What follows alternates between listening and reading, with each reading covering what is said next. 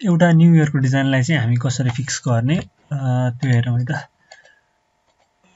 यसमा हामीले खासमा जस्तै अब यो डिजाइनहरुमा अलिकति टाइपोग्राफीसँग खेल्नुपर्ने, लेयरको टेक्स्टको इफेक्टहरुसँग बढी खेल्नुपर्ने हुन्छ हैन।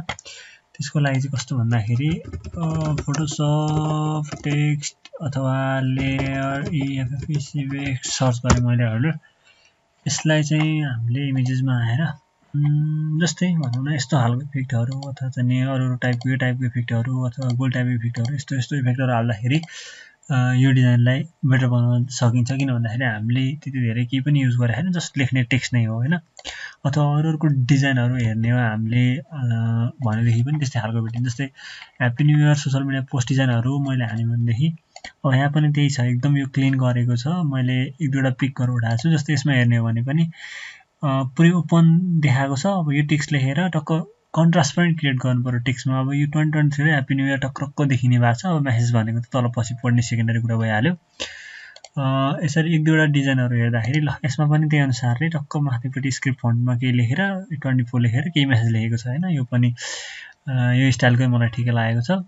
अनि यस्तै एक दुईवटा डिजाइनहरु पहिला स्याम्पल लिन आफूले कस्तो खालको गर्छु भनेर अनि मैले एक दुईवटा पनि उठाएको छु। जस्तै यहाँ आएर हेर्ने भने यसमा पनि त माथिपट्टि यो खाले लेखेको छ अनि अब ओभरले गरेको टेक्स्टलाई त्यही अनुसारले अब टेक्स्टमा स्याडोहरु छ अलिकति उठेको जस्तो बनाउनको लागि त्यो कुराहरु अप्लाई गर्ने। पुरै क्लिन डिजाइन तर एकदम प्रोफेसनल छ यो देखिया छ। अब यो त हाम्रो फ्रिपिकको डिजाइनहरु होला हुन चाहिँ यो पनि त्यही टाइपको छ हैन। अब यो मैले अघि नै भनिहाले हैन। जस्तै यही खालले हामीले बनाउन सक्छौं के यसलाई हो भनेपछि अब अहिले यसमा हेर्दाखेरि चाहिँ हामीले के गर्नु पर्यो भन्दाखेरि अलिकति कलर स्याचुरेसन पनि अलि हाई गर्ने हो कि हैन, अलिकति वार्मिङ कलर जस्तो भनौं न माथि यो स्प्ल्यासिङ यस्तो भएको छ भनेपछि त्यही टाइपको कलरहरु हाल्ने हो कि भन्ने हामीले फिक्स गर्नुपर्छ है त।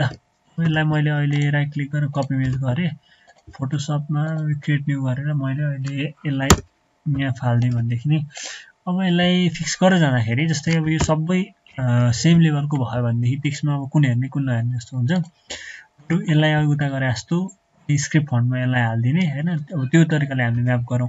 अनि अब लेख्ने बेलामा लेआउटहरु गर्ने बेलामा जस्तै यसको यति ग्याप र यति ग्याप इक्वल छैन, यति ग्याप र यति ग्याप इक्वल छैन है। यो टेक्स्टलाई सेन्टरमा ल्याउनु पर्यो। यसरी फिक्स गर्यो भने अब अलिकति यहाँ बढी निलो कलर आयो अलिकति त्यहाँ चाहिँ भनौं न अब यो खालको कलरको ब्रान्ड छ भनेपछि यो खालको कलरकोमा खासै काम नगरेको भए हुन्थ्यो। यसलाई अलिअलि दायाँ फिक्स मात्रै गरे भने नि मैले यसमा आएर हेर्ने हो भनेदेखि है त थोरै हल्का चेन्जेसहरु गरेको छ। मैले यसलाई हटाइदिए भनेदेखि सबै बेसिक देखि हेर्दै जाउँ। ओके यो चाहिएन अहिले हामीलाई, मैले नयाँ लेख्न खोजेको हो। ल मैले सबै अहिले यहाँ क्लोज गरिदिन्छु।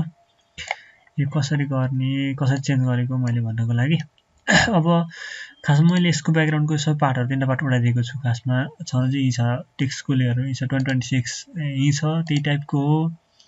त्यसपछि ह्याप्पी भन्ने पनि ह्याप्पी भनेको चाहिँ मैले टेक्स्ट चेन्ज गरेको त्यो उडाइदिएर अनि न्यू इयरको पनि यही नै छ। यो हैन यो के हो न्यू इयर हो यो हैन यो हो त ओके ल ठीक छ। तलबाट हेरेर जाउँ थाहा भइहाल्छ हामीलाई। यसको सबै टेक्स्टहरु मैले कन्ट्रोल ब्याकग्राउन्ड नै हो। अब यो पछाडी हाम्रो सबभन्दा पहिला भनेको त्यो बढी निलो आयो, यसलाई मैले थोरै मिलाएर यो कलर हाल्दिए। यो लेयर एउटा नयाँ ब्रसले यही कलर लिएर थोरै पेन्ट गरेर बेसरी घटाइदिएको छ खासमा। अर्को भनेको मैले यो सर्कल लिएछु, यो अहिले इम्पोर्टेन्ट छैन, यो पछिको कुरा हो। ल न्यू इयरको टेक्स्ट यहाँ रहेछ हाम्रो, मैले यसलाई न्यू इयर टेक्स्ट यहाँ रहेछ नाम लेखेको रहेछ। अब यो कलर अलिकति म्याच भएन, त्यही भएर मैले यो स्याचुरेसन लेयर लिएर जस्तै यसको मैले थोरै स्याचुरेसन 76 बनाइदिएर जस्ट क्लिपिङ मात्रै गरेको जसो केही पनि गरे हैन। अब यसलाई यो चेन्ज गर्दै मिल्छ। अब आफूले कस्तो खालको चाहिन सक्छ भन्ने कुरा हो है। यसलाई अहिले ल ठीक छ अहिले। अब अर्को लेयरमा आएर हामीलाई यो स्याडोहरु अहिले चाहिदैन। पहिला भनेको हाम्रो टेक्स्ट 2026 लेखेको थियो, यो लेयरलाई मैले निकालेर 2026 लेखेको छ हाम्रो। अब यसको थोरै यसको के गरेको छ भन्ने कुरा है त। जस्तै यहाँ आएर इफेक्टमा आएर आउटर ग्लो मात्रै हालेको छ क्या। खासमा टेक्स्ट लेयर चाहिँ यति हो हैन। यसमा मैले अहिले जस्तै एउटा इफेक्ट आउटर ग्लो हाल्थे। आउटर ग्लो भनेको चाहिँ यो आउटर ग्लोमा आएर ओपेसिटी 100% छ अहिले। स्प्रेड 3 गरेर साइज अलिकति ब्लर गरेर 22 हाले मात्रै अहिले के गरे हैन।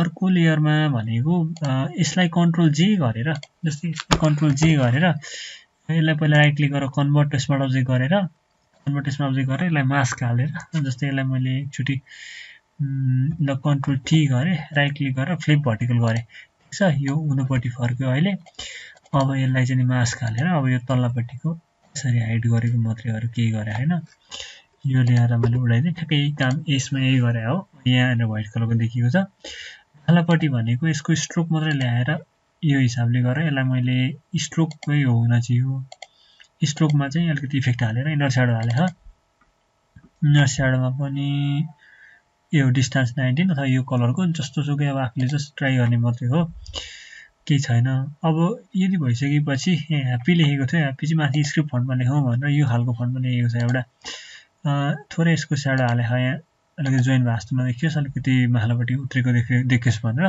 यसको फन्ट चाहिँ हेर्ने हो भने यो चाहिँ चेन्ज गर्दै अब मैले यसको फन्ट चाहिँ अहिले ठिक छ ब्याक स्टे भन्ने युज गरिरहेछ त्यो पनि 1001 फन्ट्सबाट तानेर हेर्न सकिन्छ हामीले मैले यसको फन्ट चेन्ज गरेन जुन फन्ट थियो त्यसमै गर्ने काम त्यसकै लिएर उतारेको हो मैले अनि एउटा सर्ट मेसेज तलपट्टि लेख्नको लागि यो विशिङ यु भन्नु न यो च्याटजीपीटीबाट मगाएको हो एउटा जस्तै यहाँ आएर ल यहाँ मैले के गरेँ यसलाई चाहिँ न्यू इयरको एउटा के भन्छ राइट न्यू इयरको शुभकामना भनेर मैले इंग्लिशमा लेखेको छु यति छोटोवाला अरु के गरे हैन यसलाई पनि मिनिमाइज गर्दिम मैले अहिले लास्टमा भनेको त्यो अब कुनै कम्पनीको जस्तो बनाइन्छ हैन अथवा यो पर्पल कलरको कुनै ब्रान्ड छ भने त्यो ब्रान्डको फुटर कन्टेन्टहरु हाल्नको लागि जस्तै मैले अहिले एउटा राम्रो रेक्टेंगल ल्याएको थिएँ अब यसमा चाहिँ लाइक हामीले अब यहाँ आएर मैले कुनैको प्रिभियस डिजाइनहरु गरेको त्यसको जस्तै मैले यसको यो पीएचडी नै हाम्रो पीएचडी नै रहेछ यसको कन्ट्याक्टहरु लिएर हाल्न मिल्छ के जस्तै मैले अब यहाँबाट चाहिँ लाइक अब यसको ओके सरी यो डिजाइन चाहिँ हाम्रो फ्ल्याटै रहेछ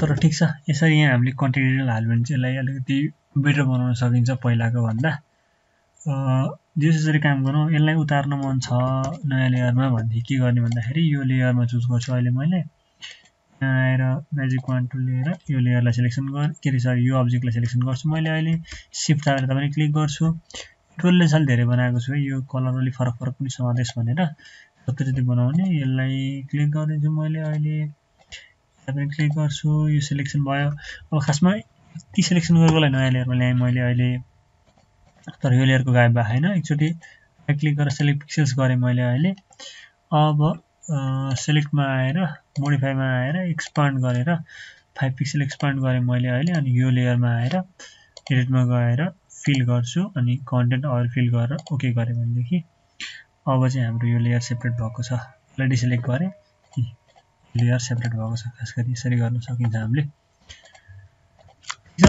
यति चेन्ज गरे भने नि भयो हाम्रो लागि ओके